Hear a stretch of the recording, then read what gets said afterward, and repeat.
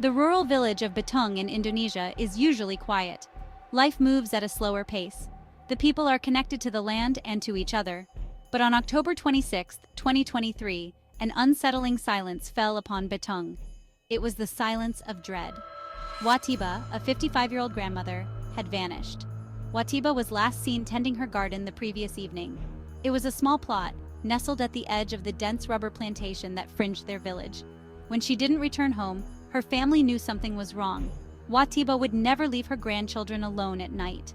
The family started searching immediately, their calls echoing through the darkness.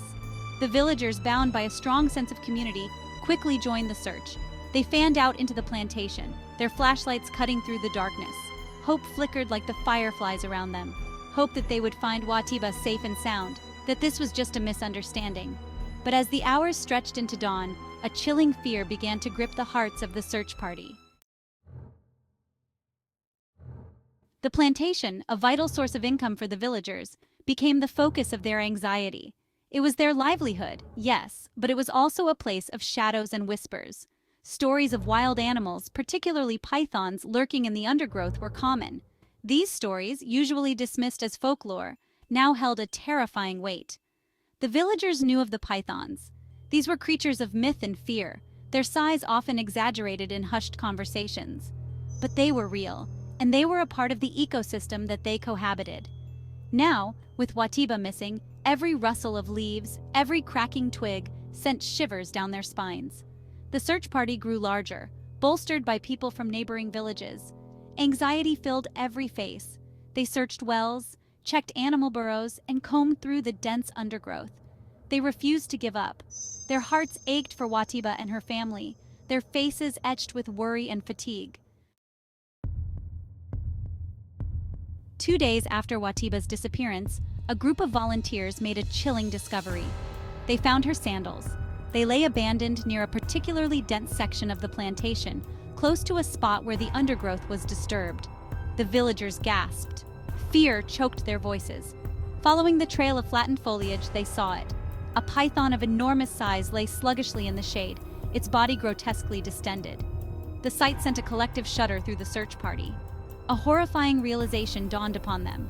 The villagers, hardened by life's harsh realities, were still unprepared for this. They knew, with a sinking certainty, that they had found Watia. The python, its scales glinting dully under the tropical sun, was an unwelcome testament to the brutal realities of nature. The silence of the jungle was now deafening, heavy with the weight of their discovery. Pythons are non-venomous snakes. They are ambush predators, relying on stealth and powerful muscles to subdue their prey. They swallow their victims whole, their jaws unhinging to accommodate prey much larger than their heads. It's a gruesome, fascinating spectacle of nature. The python that swallowed Watia was a reticulated python, the largest snake species in the world. These snakes can grow to enormous sizes, sometimes exceeding 20 feet in length. They are not naturally aggressive towards humans, but like any predator, they are opportunistic. The villagers, armed with machetes and fueled by a mix of grief and anger, killed the snake. They carefully cut it open, revealing the tragic fate of Watia. It was a sight that left them shaken and heartbroken. The snake, a creature they had always feared, was a stark reminder of the unpredictable nature of the wild. The death of Watia sent shockwaves through Bitung and beyond. The villagers, accustomed to the rhythms of nature, were forced to confront its brutal side. The incident became a harsh reminder of their vulnerability, of the delicate balance between humans and wildlife. The emotional toll on Watia's family was immeasurable. They were left grappling with the sudden loss of their matriarch, their grief amplified by the horrific circumstances of her death. The villagers rallied around them, offering comfort and support. The incident also sparked a debate about human-wildlife interactions. Some called for the eradication of pythons from the area. Others advocated for more education and awareness about wildlife behavior. The tragedy of Watia's death brought to the forefront the complexities of living in close proximity to nature. The story of Watia is a tragedy. It is a stark reminder of the power of nature and the unpredictable dangers that lurk within it. It underscores the importance of respecting wildlife and understanding the risks associated with encroaching upon their habitats. Living in harmony with nature is a delicate balance.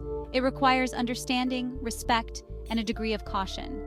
The people of Beitung, like many communities around the world, live in close proximity to wildlife. The incident, as tragic as it was, served as a reminder of this delicate balance. It highlighted the need for greater awareness about wildlife, for responsible land management practices, and for fostering a sense of coexistence that prioritizes both human safety and wildlife conservation.